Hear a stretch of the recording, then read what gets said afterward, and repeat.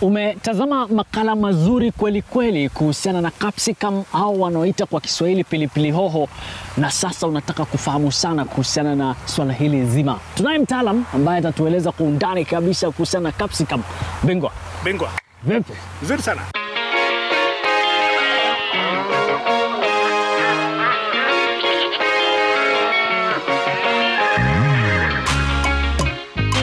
Jina langu ni Jeremiah Thuku, na mimi nafanya na kampuni ya Osho Chemical.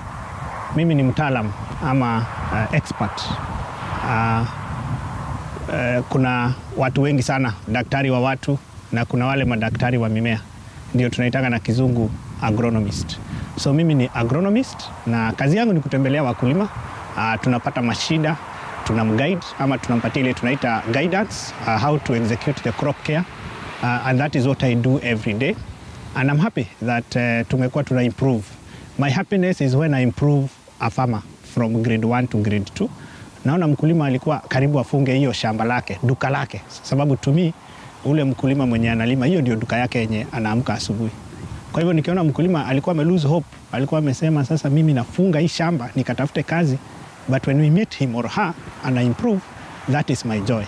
Na kwa huyu particular mkulima hapa Murang'a tumekuwa naye na I can own up, hatuja eliminate all the challenges lakini tumeimprove from one, because when we started this farm kulikuwa na challenges mingi sana.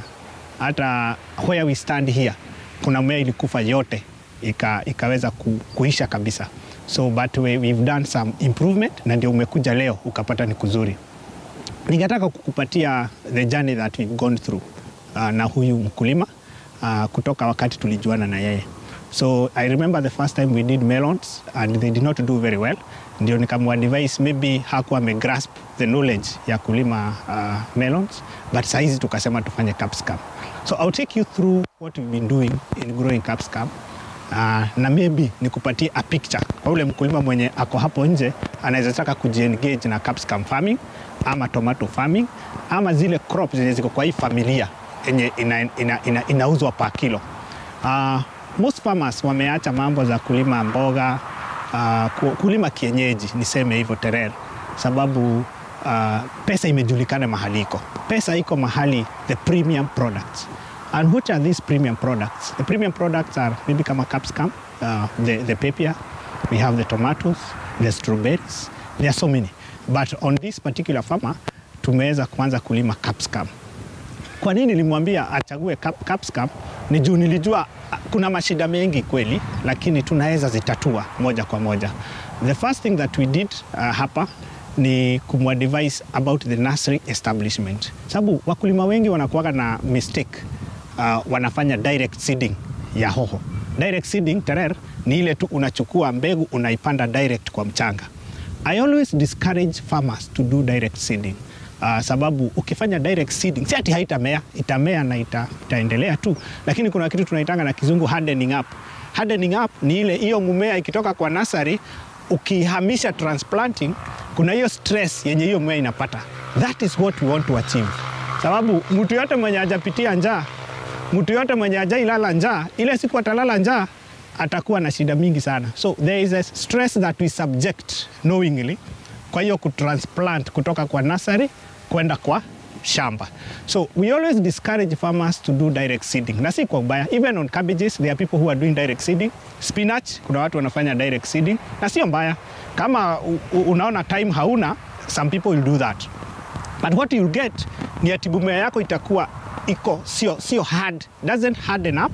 It doesn't even achieve, kama ni spinach for instance, doesn't achieve the green, dark green color kwa spinach. So we always encourage people to do nursery establishment so that kutoka hapo ikihama kwa shamba inapata hiyo tunaitaga hardening up. Then when we prepared the seedbed or the nursery, within 4 weeks tuna transplant. What is transplanting?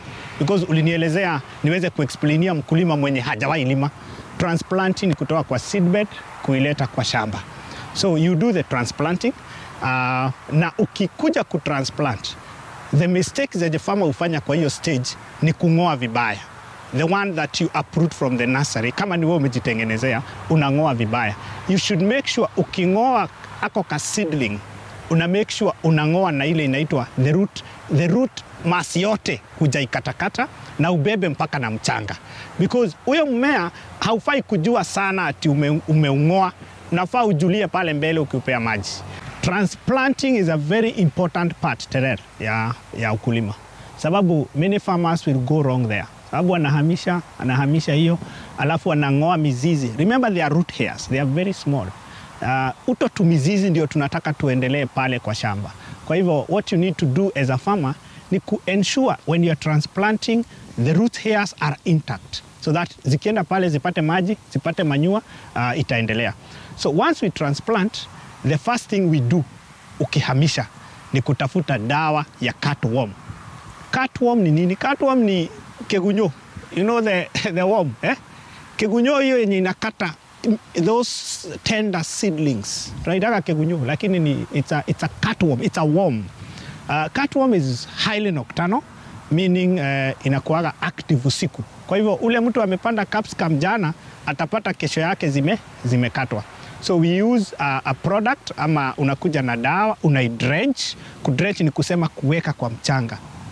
Unaidrench vizuri pale, ukidrench, and you should do that one day, the first day that you transplant. Actually some farmers na wadivaisingi, ukileta transplant, hiyo shimo umemake, hiyo shimo umemake ya kuleta transplant, ndio unafaa kuwa umeweka dawa. Another thing that you should do ni kukuja na a high phosphorus fertilizer. High phosphorus fertilizer. What is phosphorus? Phosphorus ni kama the first milk kwa calf. Naona kakiwa tender, the way it's tender, the way you want to pick, hizo root mass develop. You need to come with a high phosphorus fertilizer ndio uweze ku make sure that the seedling has, picked na imeendelea vizuri. Those are the basics of transplanting. Sababu usipofanya transplanting properly, usipokuwa umefanya vizuri, hakuna vile itapik. So when you do that, the next thing is, when do you apply DAP? Because wakulima wengi wanatuulizaga, sasa nilipanda jana, nilipanda hii siku, nikuja na DAP saa hizo? Hapana. On capsicum, which we are learning today, you should come with the DAP 2 weeks after umetransplant. Wiki mbili after umetransplant. 2 reasons for that. One, sababu kakiwa kadogo umeleta tu hivi katachomeka. Kakiwa kadogo ukuje tu na DAP katachomeka. Number 2, hata vile umetransplant na mizizi umetransplant haijapik, it will not be consumed. Utaianikia tu jua, evaporate, sababu hata kamumea hakaja settle down ndio kaweze kurudisha. The other thing that you should know at that particular point, ukikuja kuweka DAP, there should be arm length. Kama hii ndio mumea, ako kamumea kadogo, unafaa kuweka mkono yako hapo chini. Fertilizer inafaa kuwa at that distance. Unaweka mkono yako hivyo, hii ni mumea, naweka mkono yako hapo, hiyo distance ndio unafaa kuweka anak, unachimba anak, hiyo arc ndio unaweka fertilizer yako ya DAP at an arm length distance, then unafunika. You should always cover. Angalia vile siku hizi kuna jua, angalia vile siku hizi it's hot. Ukienda uandike DAP yako na hujaifunika, nitrogen or fertilizers will lose its value to the atmosphere. Tukitoka kwa hiyo program, hiyo the starter program, we call it the starter program. Starter ni pale tumetoka kwa nursery na tumetransplant. Tunaingia kwa now the vegetative. Vegetative is when sasa hii hoho yetu imeanza kupata matawi. Hii hoho yetu imeanza kutake shape. Mkulima ata notice the first thing hiyo hoho inaanza ni kutoka kamaua. Kuna kamaua ka kwanza kanatokaga kwa hoho. Tunakaitaga the king flower. Hiyo inafaa kutoka. Na tumekuwa tukipigana sana na wakulima nikiwaambia unafaa kutoa king flower yenye ukam kuend up to king fruit. Wengi wanakataa kutoa, wanasema hii ni mzuri, nitai harvest ya kwanza. Kenya ina happen, ukisipotoa the king flower ikue king fruit, it's a very selfish fruit. So itakuwa kubwa, lakini uta lose ile the medium, the other good quality fruits in future. Kutoka hapo sasa unaweka DAP, na nimekuelezea vile unaweka DAP at an arm length. I can tell you that most calls that we get, the first month wa mkulima wa hoho, ni wakituambia zinakufa.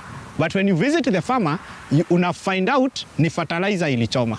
Na hakuwa anajua. They expect you to come with a very big name. Hii ni ugonjwa fulani, hii ni ugonjwa kubwa. No, wewe ndio unachoma hoho yako na fertilizer. But because we need the fertilizer and we need the manure, hata nilikuwa nimesahau. Because I have assumed that on the land preparation, mkulima ameweka organic manure. One, ile nataka kuambia mkulima wa hoho na yeyote anatusikiza na kutuangalia, manure cannot replace fertilizer. And fertilizer cannot replace organic manure. They work at a different lines. Actually, they are parallel. Let me explain. Organic manure, kazi yake main, apart from to bring the nutrients, ni water retention capacity. Ile maji kusimama kwa mchanga, hiyo ni kazi ya organic manure. So, organic manure hata ikikuja with zero nutrients, bora imefanya hiyo kazi ya water retention. Yani maji haipotei kwa shamba, haipiti mbio mbio, ina take time ndio roots iweze kuwa na contact na hiyo maji na ingie kwa mmea. We are good and home and dry. So fertilizer, the DAPs, the CAN, the urea, hiyo ndio kazi yao ni kuleta madini. I'm not saying that organic manure will not bring the nitrogen. It will, and we are good. But the main function of organic manure ni water retention. Yani your soil structure, your soil profile ikuwe mzuri.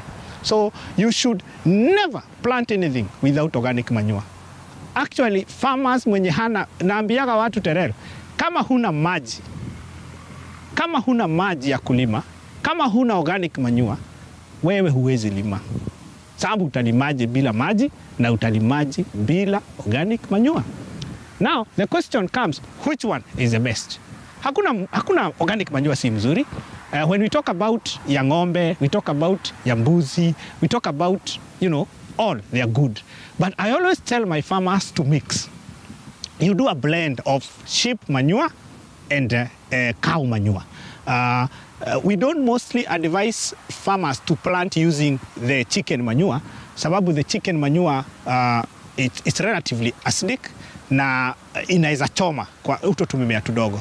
We always advise farmers to use chicken manure at a later time, wakati hiyo mmea imetake shape na iko kubwa, na mostly brassicas. Brassicas naongea juu ya mboga.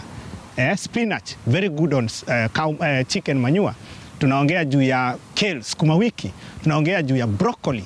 Hizo zinakuwa mzuri sana kwa mambo na chicken manure. But when we are planting hoho, the best we can use is the mix, the blend of manure ya ng'ombe na ya mbuzi. The next step sasa ni come up with an irrigation schedule. Sababu wakulima wengi wanawekaga maji just because the water is available. We have to come with an irrigation schedule. Kama hoho, hizi ni outdoor, kumaanisha sababu kuna hoho mara mbili, kuna zile za nje na kuna za ndani. Hoho ya nje unafaa at least una skip siku moja. Sababu hoho sio nduma na hoho sio mchele ati kila siku iko kwa maji. Tunataka ati mchanga. How do you test if the water is sufficient and not excess? Unachota mchanga, unaifinya, unaona haijatokana. Hoho unafaa unapea siku moja, una skip siku moja. Alma mbili kulingana na vile. Uwezi pea maji na jana kulinyesha. Ni kwa sababu maji mingi inaua. Nikiingia kwa disease and pest, utasikia maugonjwa zenye huyu mkulima hapa Murang'a amekuwa akipitia sababu ya kupea maji mingi ama sababu ya mvua mingi. Kwa hivyo una come up na irrigation schedule kulingana na vile wewe unaona mchanga yako iko.